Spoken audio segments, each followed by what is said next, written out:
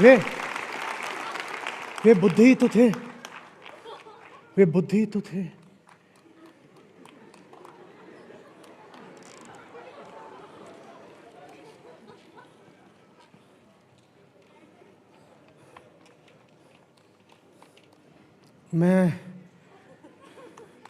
मैं नंद, ईश्वर का दिया, जो मांगा जा सकता है सब है मेरे पास। जो नहीं था वो आज मिल गया या मिलते मिलते रह गया।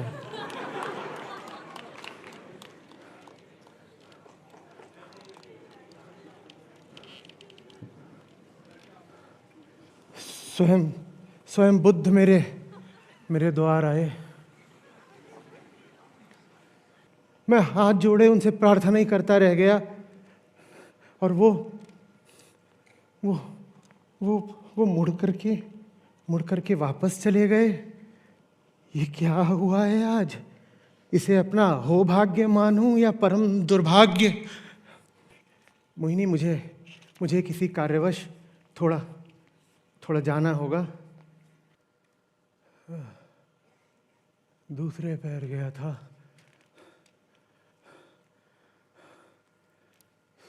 आधी रात के बाद वापस। जब मैं वहां पहुंचा तो बुद्ध न जाने कितने ही लोगों से घिरे हुए बैठे थे।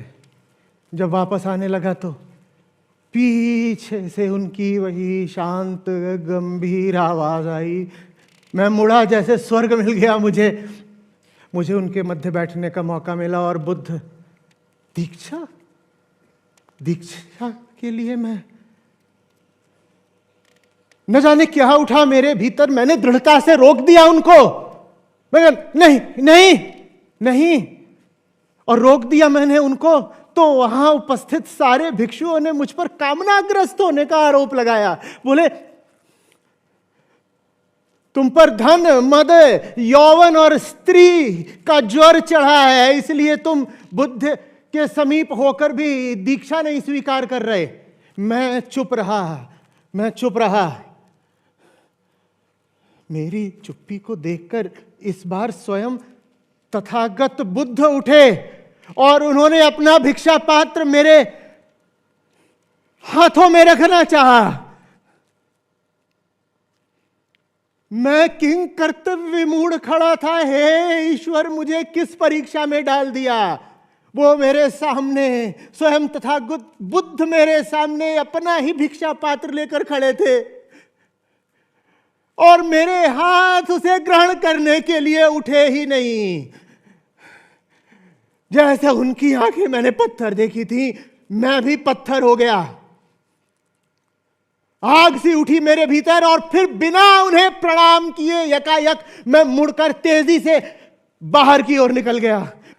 उस वक्त मेरे भीतर दुनिया की हर वस्तु, हर विषय, हर व्यक्ति के लिए बस रोष था, विरक्ति थी, क्रोध था। यहां तक कि स्वयं बुद्ध के लिए भी, अपने लिए भी मैं जीना नहीं चाहता था। मैं वन की ओर चला गया। मैं चाहता था कोई हिंस्र पशु मेरा शिकार कर ले, और जब कोई पशु नहीं आया मेरी ओर तो मैंने स्वयं ही जाकर के जंगली पशु को ढूंढा, द्वंद करा, लेकिन मरा मैं फिर भी नहीं। मैं जिंदा हूं।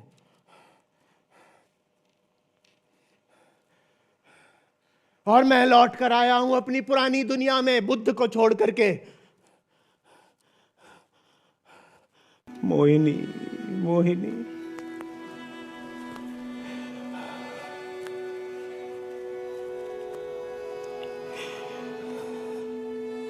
कैसे स्पर्श करूं तुम्हें? मैं गंदा हो गया मोहिनी। मैं गंदा हो गया। मैं स्पर्श नहीं करूंगा तुम्हें। मेरी आंखों में आज भी तुम्हारी वही छाया है मोहिनी, आज भी वही छाया है। मैं किसी दबाव से तुम्हारे साथ नहीं रहा हूं। मैं अपनी इच्छा से, अपनी स्वेच्छा से तुम्हें लाया था, तुम्हारे साथ रहता हूं। लेकिन अब जब बात कर ही रहे हैं तो ये भी बता देता हूं कि मेरी ही एक और इच्छा है जो मुझे आज तुमसे दूर तथागत बुद्ध के पास खींच ले गई।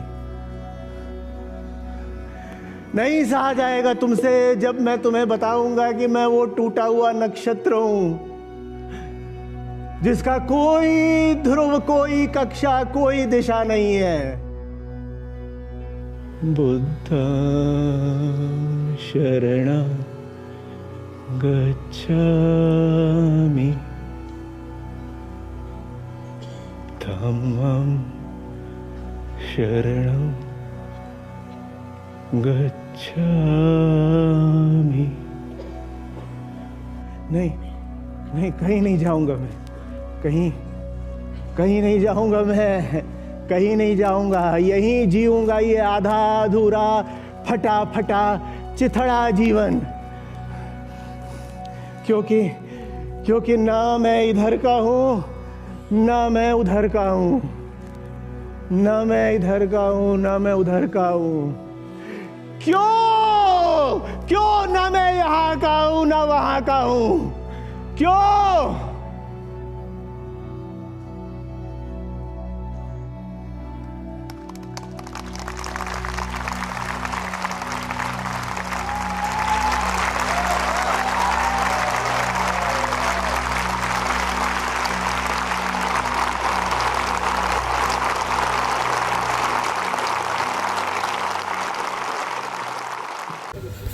इतनी देर कहाँ लगा दी, देर लग भी गई तो वापस आ गया, यही बड़ी बात है। आज तो शायद वापस भी ना आया।